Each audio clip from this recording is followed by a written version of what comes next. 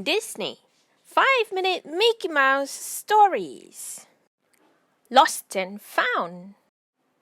One spring morning, Mickey woke up and looked outside. It was a perfect day. The sky was blue, the air was fresh, and a gentle breeze blew through the trees.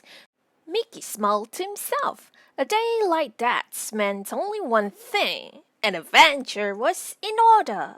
There was just one problem. Mickey didn't know what he wanted to do.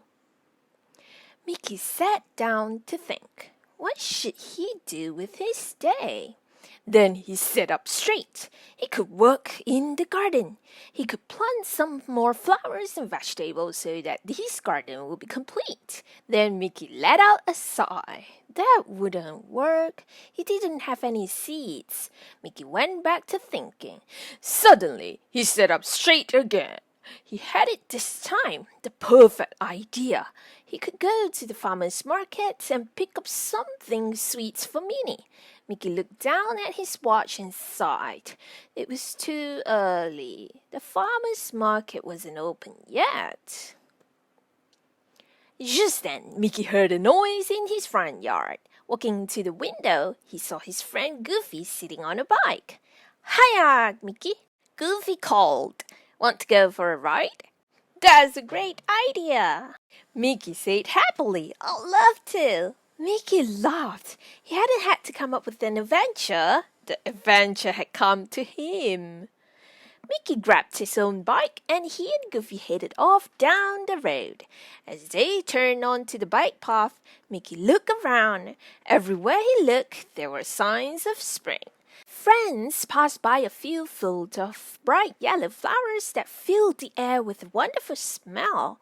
"Look!" Mickey exclaimed as they rode farther down the road. Up in that tree, in the branches, a family of birds was making a nest. They chirped happily as they fluttered back and forth. Mickey was so busy looking at the birds that he didn't notice a large branch on the path in front of him.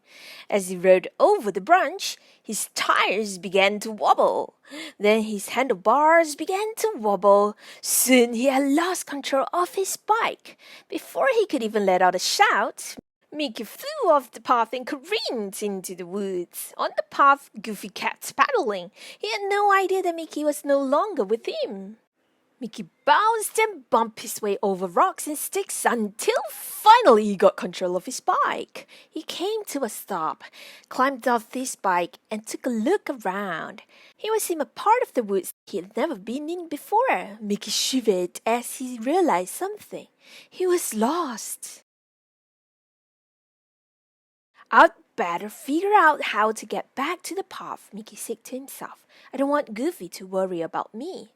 Just then, Mickey heard a rustling behind him, and I'm not so sure I want to be out here alone either. Mickey jumped onto his bike and began to paddle back toward the path, or at least he hoped he was going toward the path. But the farther he paddled, the wilder the woods around him grew. At first, Mickey was nervous. Biking through the woods wasn't the same as biking on the path. But as he went, Mickey couldn't help noticing that it was beautiful in its own way. "This isn't so bad," Mickey said. "It's actually kind of pretty. And the animals aren't all that scary." Mickey waved hello to a mother possum carrying her babies on her back.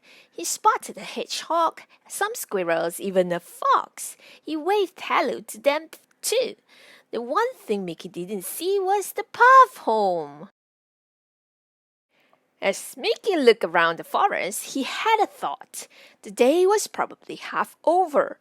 He didn't want to get stuck in the woods after dark. Possums and hedgehogs were cute, but what kind of animals would he run into at night?